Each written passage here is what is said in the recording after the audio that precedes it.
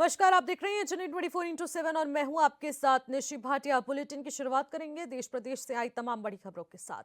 Bharatiya Janata party के संसदीय board ने पीआर सरकार में मंत्री नितिन नवीन को पार्टी का राष्ट्रीय कार्यकारी अध्यक्ष नियुक्त कर दिया है। पार्टी की ओर से जारी आदेश के अनुसार ये नियुक्ति तत्काल प्रभाव से लागू होगी और ऐसे में जेपी नड्डा के बाद अब पार्टी की जिम्मेदारी नितिन नवीन ही संभालेंगे। बीजेपी के राष्ट्रीय कार्यकारी अध्यक्ष बनने पर पार्टी के तमाम वरिष्ठ नेताओं और मंत्री ने नितिन नवीन को बधाई दी है। अब केंद्रीय मंत्री ललन सिंह ने कहा है कि नितिन नवीन काफी युवा हैं और बहुत मेहनती भी हैं। उनकी पहचान एक अच्छे संगठनकर्ता के रूप में हुई है। हमें उम्मीद है और हम उम्मीद करते हैं कि आज तक जैसे अपनी जिम्मेदारी का निर्वहन करते आए हैं उसी तरह से भविष्य में भी बीजेपी को मजबूती प्रदान करने के लिए काम करेंगे। सांसद दिनेश शर्मा का कहना है कि नितिन नवीन के युवा नेतृत्व में अधिकांश युवा भारत के निर्माण में बीजेपी का योगदान सुनिश्चित करेंगे। और वहीं सांसद संजय जायसवाल का कहना है कि बिहार के लिए भी बहुत खुशी की बात है जिस प्रकार से वो मिलनसार कार्यकर्ता रहे हैं, पूरे देश में उत्साह का माहौल है।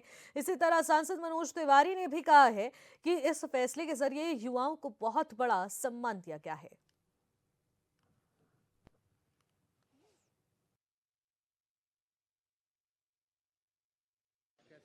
ये एक युवा नेतृत्व भारतीय जनता पार्टी का आगे की जो एक सफलता की यात्रा है उसको लेकर चलने का दायित्व मिला है। एक अच्छी प्रक्रिया है और बीजेपी में ही एक छोटे से भी कार्यकर्ता को एक बड़ा से बड़ा पद मिल सकता है, ये संभव है। ये कांग्रेस और समाजवादी या आरजेडी ऐसी या तृणमूल ऐसी पार्टी में संभव नहीं है। वास्तव में ये जो नियुक्ति हुई है राष्ट्रीय कार्यकारी अध्यक्ष के रूप में नितिन नवीन जी की, आज वो बिहार से दिल्ली जा रहे हैं। मैं समझता हूं युवाओं को बहुत बड़ा सम्मान दिया गया है इस निर्णय में। नितिन नवीन जी मात्र 45 साल के एक नेता हैं, एमएलए हैं, कई बार के मंत्री हैं। छत्तीसगढ़ के प्रभारी के रूप में भी उन्होंने भारी विजय दिलाई थी। तो उनका राष्ट्रीय अध्यक्ष अभी वो कार्यकारी हैं। आगे दिल्ली पहुंचने पे उनका स्वागत होगा। आज इस निर्णय में नो डाउट हम नरेंद्र मोदी जी को और पार्टी के सभी शीर्ष नेताओं को, जो डिसीजन मेकिंग लोग हैं, उनको धन्यवाद करते हैं कि एक युवा को, नितिन नवीन जी को राष्ट्रीय अध्यक्ष की कमान दी। उनको बहुत बहुत बधाई। और नितिन नवीन जी यंग हैं, काफ़ी युवा हैं, बहुत मेहनती हैं, गंभीरता के साथ बिना प्रचार के संगठन का काम करते हैं और इसलिए उनकी पहचान एक अच्छे संगठनकर्ता के रूप में हुई है। भारतीय जनता पार्टी ने उनको ये जिम्मेवारी दी है। हम आशा करते हैं कि वो अपनी जिम्मेवारी का निर्वहन जिस तरह आज तक अपनी जिम्मेवारी का निर्वहन करते आए हैं उसी तरह भविष्य में भी भारतीय जनता पार्टी को और मजबूती प्रदान करने के लिए काम करेंगे। हम लोगों के लिए बहुत ही हर्ष की बात है। बिहार में बहुत खुशी है। हम लोगों के साथ विगत 25 वर्षों से माननीय नितिन नवीन जी कार्य कर रहे थे और एक सड़क के मंत्री के रूप में, अर्बन डेवलपमेंट के मंत्री के रूप में, राष्ट्रीय महामंत्री युवा मोर्चा के रूप में, बिहार युवा मोर्चा के अध्यक्ष के रूप में जो उन्होंने कार्य किया है और जिस प्रकार से छत्तीसगढ़, जब आप सब ने कह दिया था कि कांग्रेस की सरकार बनेगी, वहां पर उन्होंने एक एक बूथ का मैनेजमेंट करके छत्तीसगढ़ में सरकार बनाई है। मुझे पूरा विश्वास है उनके नेतृत्व में भारतीय जनता पार्टी एक नई ऊंचाइयों को हासिल करेगा। कांग्रेस के रैली में जिस तरह से प्रधानमंत्री के लिए आप सब कहे गए, फिर से उसको लेकर सोनिया जी आज से बहुत पहले बोल चुकी हैं, मणिशंकर अय्यर बोल चुके हैं, राहुल गांधी बोल चुके हैं। ये लोग कुछ भी बोल लें, देश की जनता मोदी जी के साथ है, मोदी जी का सम्मान करती है।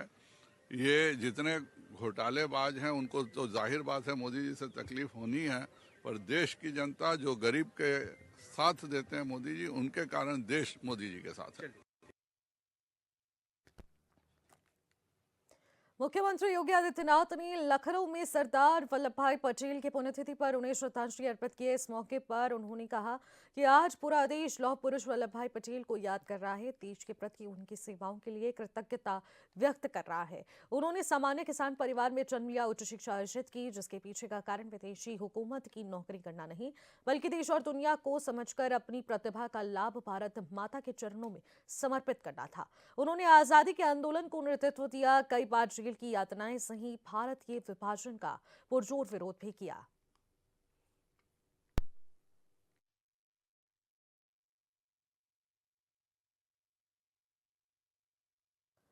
तो आजादी के आंदोलन में उनका किस तरीके का योगदान रहा, सीएम योगी आदित्यनाथ ने सरदार वल्लभ भाई पटेल की पुण्यतिथि पर उनको श्रद्धांजलि अर्पित की और कहा कि आज पूरा देश लौह पुरुष वल्लभ भाई पटेल को याद कर रहा है।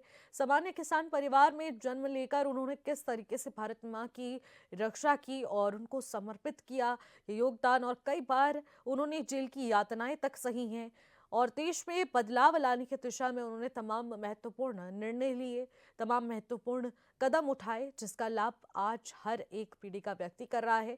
और इसी के साथ सभी उनके मार्गदर्शन पर चलने की उम्मीद रखते हैं, क्योंकि आज़ादी के आंदोलन में उनका किस तरीके का योगदान रहा है वो किसी से भी छिपा नहीं है।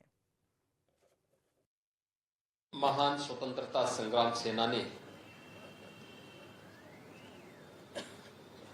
भारत माता के अमर सपूत लौह पुरुष सरदार वल्लभ भाई पटेल जी की आज महापरिनिर्वाण दिवस है। मैं सबसे पहले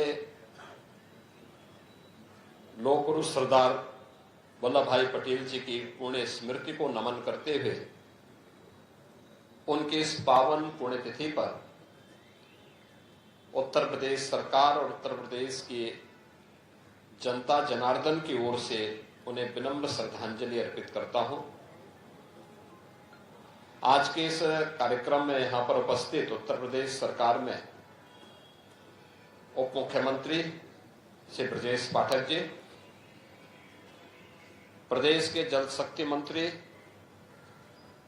श्री स्वतंत्र देव सिंह जी,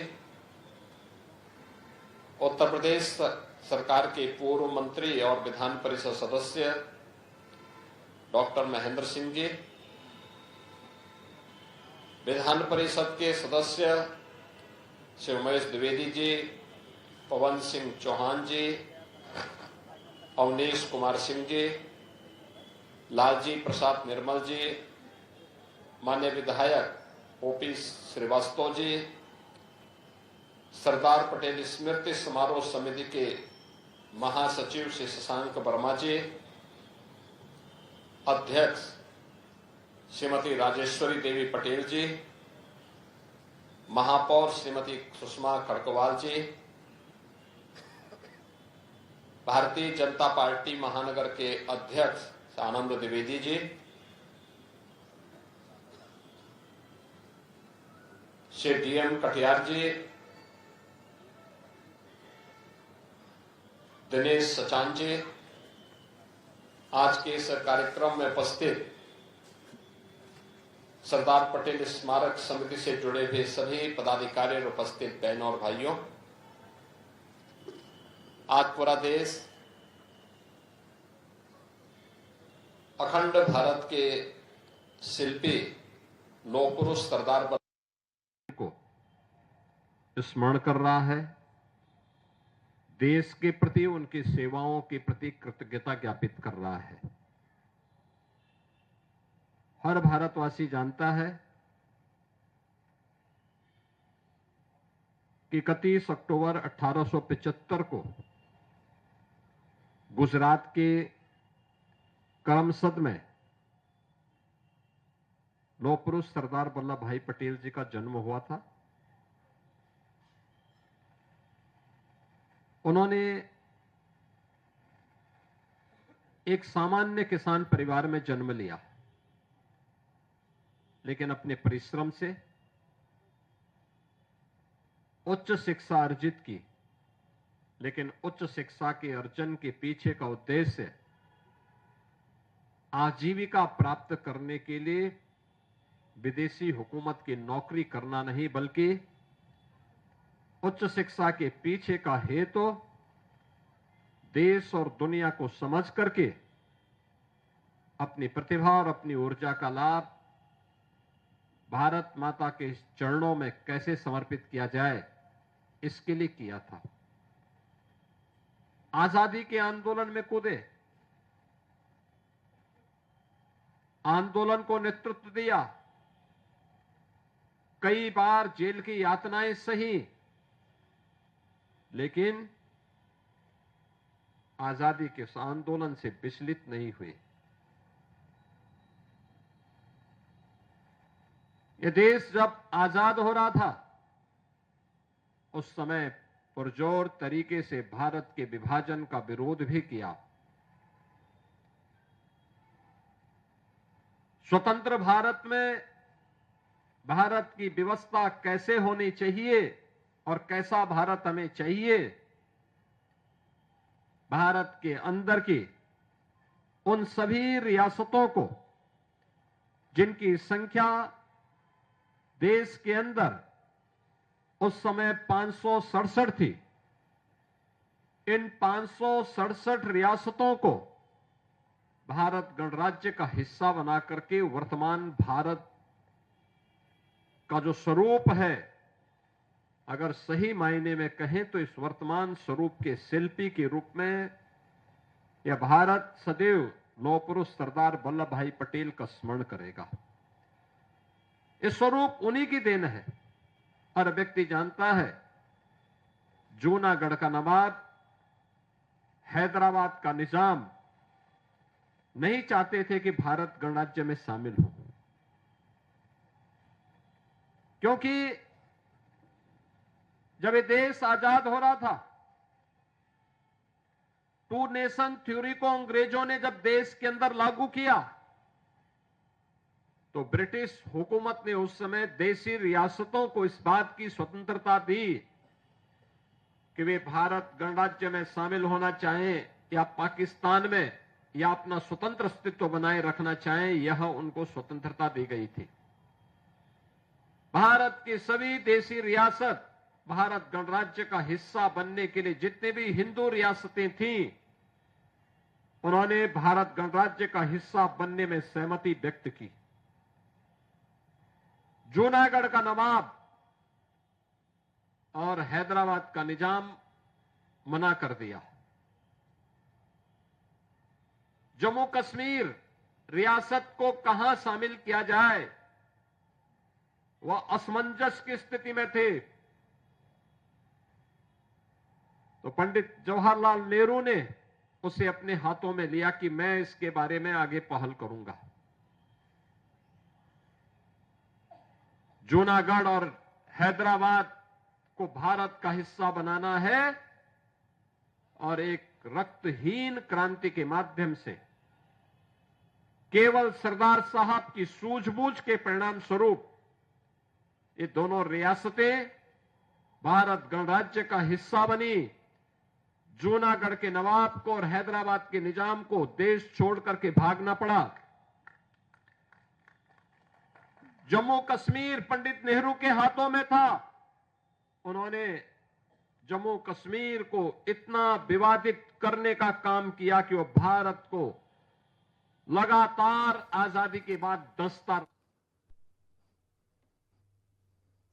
खबरों में आगे बढ़ेंगे और अगली खबर झारखंड से है, जहां पर Jharkhand chemist and druggist association की आम सभा रांची में संपन्न हुई, जिसमें मुख्य रूप से संगठन के अलग सत्र के लिए सुचारू रूप से चलने का फैसला लिया गया। इस दौरान केमिस्ट के सदस्य किस तरह से दवाइयों को बाजार में बेचने पर काम कर रहे हैं, उस पर चर्चा हुई। साथ ही केमिस्ट एंड ड्रगिस्ट की समस्या को समझाया गया। इसके अलावा बैठक में 12 एजेंडों पर चर्चा हुई है।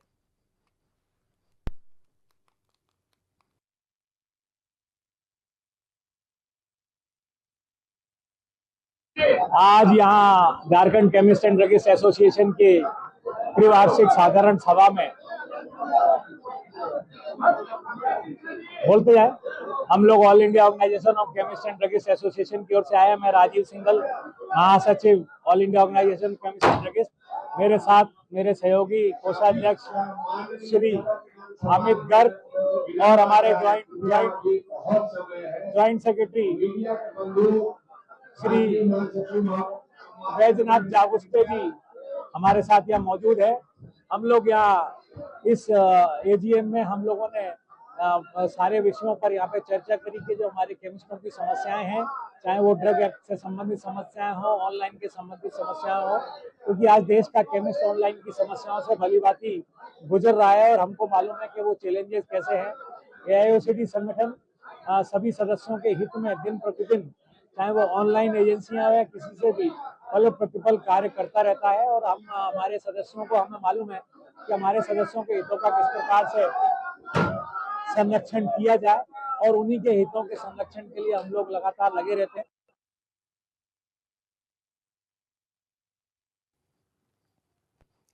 झारखंड हाईकोर्ट के आदेश पर रांची में प्रशासन का बुलडोजर चला है। कई घर जमीन दोस्त कर दिए गए हैं और ऐसे में अपने आशियाने टूटने के बाद से ये आदिवासी परिवार खुले आसमान के नीचे रहने को मजबूर हैं।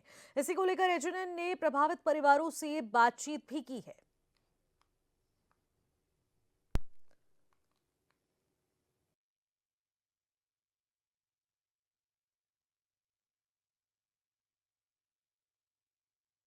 अतिक्रमण में आपने कई घरों को टूटते हुए ज़रूर देखा होगा। कई ऐसे वीडियो भी आपके सामने नज़र आए होंगे। लेकिन आज हम आपको अतिक्रमण के बाद जो लोग हैं, वो लोग कैसे रह रहे हैं, इस कैसी उनकी दिनचर्या है, इस ठंड के मौसम में कितना उन्हें दर्द होता है, जब उनका घर टूटता है, उनका आशियाना उजड़ता है, वो दिखाने का प्रयास करेंगे। दरअसल कुछ दिनों से जो हाईकोर्ट का जो ऑर्डर आया था, हाईकोर्ट के ऑर्डर के बाद रिम्स परिसर में कई ऐसे घर हैं जो अतिक्रमण है, जिस पर बुलडोज़र चला है। और इस बुलडोज़र के बाद वहाँ जो स्थिति है वो काफ़ी दयनीय स्थिति है, लोग काफ़ी बदहाल हैं। फ़िलहाल तस्वीर जो आपको इधर दिखाना चाहेंगे कि ये घर है जो टूटा हुआ घर है। इसी के बगल का जो तस्वीर है, वो तस्वीर आपको रिम्स का ये बिल्डिंग दिख रहा होगा सामने।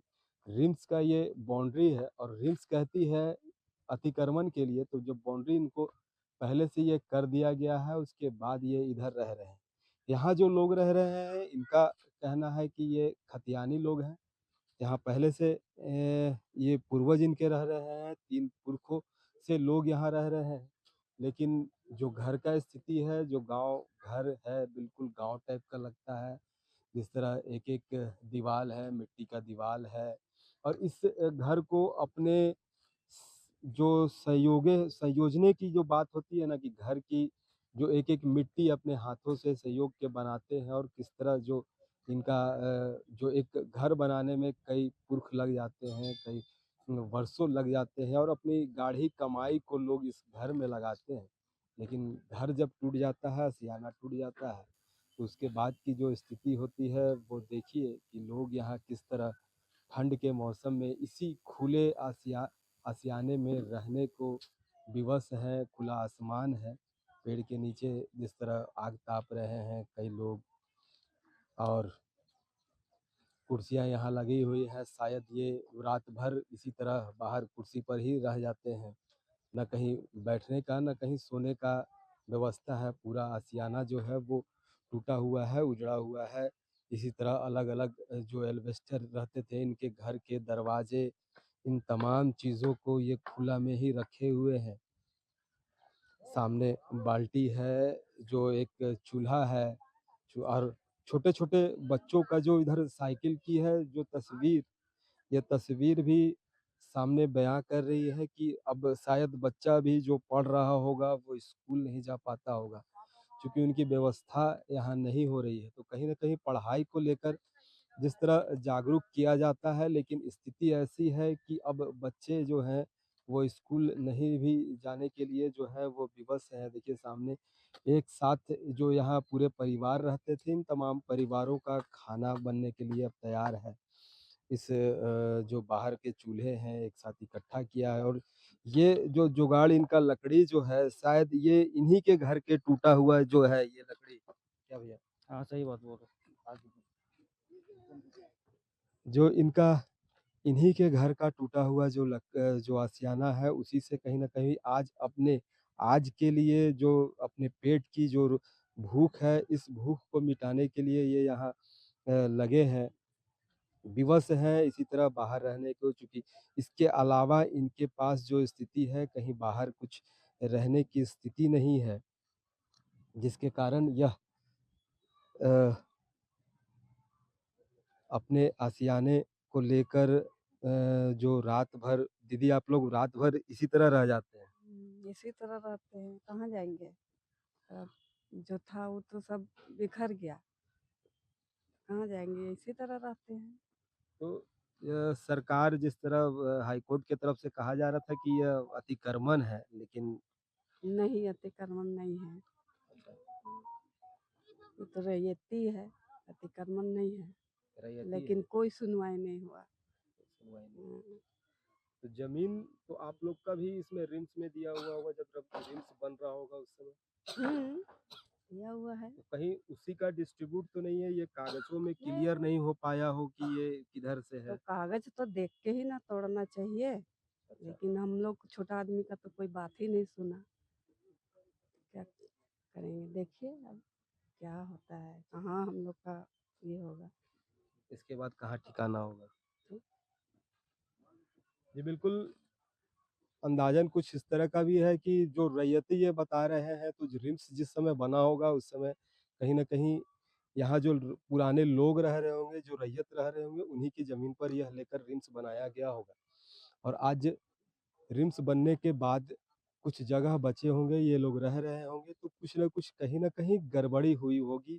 तो कागज़ों को पूरी तरह से खंगालने के बाद, देखने के बाद ही यह पता चल पाएगा कि आखिर स्थिति क्या है। इसी के बगल में जो एक है तस्वीर गाँव का, वह गाँव की पूरी तस्वीर जो है, वो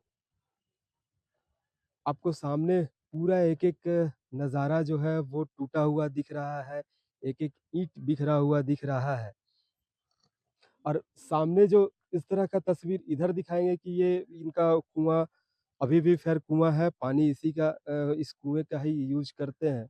और जो तिरपाल से है, तिरपाल से यहाँ रहने का इनका रात का आशियाना है, चूँकि रांची ऐसी जगह है जो रात होते ही ओस काफ़ी ज़्यादा गिरता है। और ओस से जिस तरह छोटे-छोटे बच्चे आपको हमने दिखाया, इस बच्चे को भी कहीं कोई दिक्कत ना हो, ठंड के मौसम में कोई तबीयत ना खराब हो किसी का। इस नाते यहाँ देखिए कि तिरपाल से ही एक घेर के बनाया गया है, ताकि रात भर किसी तरह ना किसी का गुज़ारा हो सके। और इसके ठीक जो है बगल में एक चर्चा का विषय काफ़ी लंबा बना हुआ था, जो करोड़ों का बिल्डिंग है, अपार्टमेंट है।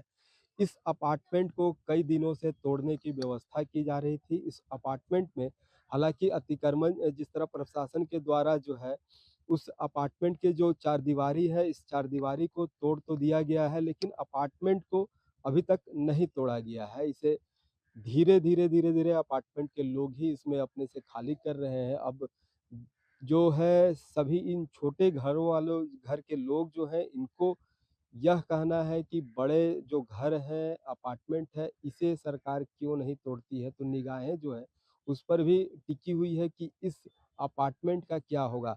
और सबसे बड़ी बात यह है कि ये जो अपार्टमेंट है, अपार्टमेंट बना कैसे है? अपार्टमेंट बनाने समय कई रूल रेगुलेशन है, कई नियम कानून है, जिसे देखा जाता है, नगर निगम से पास किया जाता है, इसकी सड़क की भी आने-जाने की जो व्यवस्था है, इन तमाम चीज़ों को देखी जाती है, किसकी ज़मीन है, मोटेशन है, इस तरह के तमाम चीज़ है। तो कहीं न कहीं इस पर वो सही ठहरे हैं या गलत ठहरे हैं?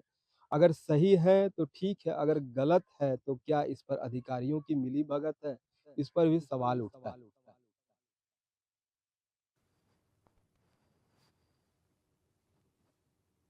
फिलहाल देश प्रदेश की खबरों में इतना ही। आप देखते रहिएगा चैनल 24/7। नमस्कार।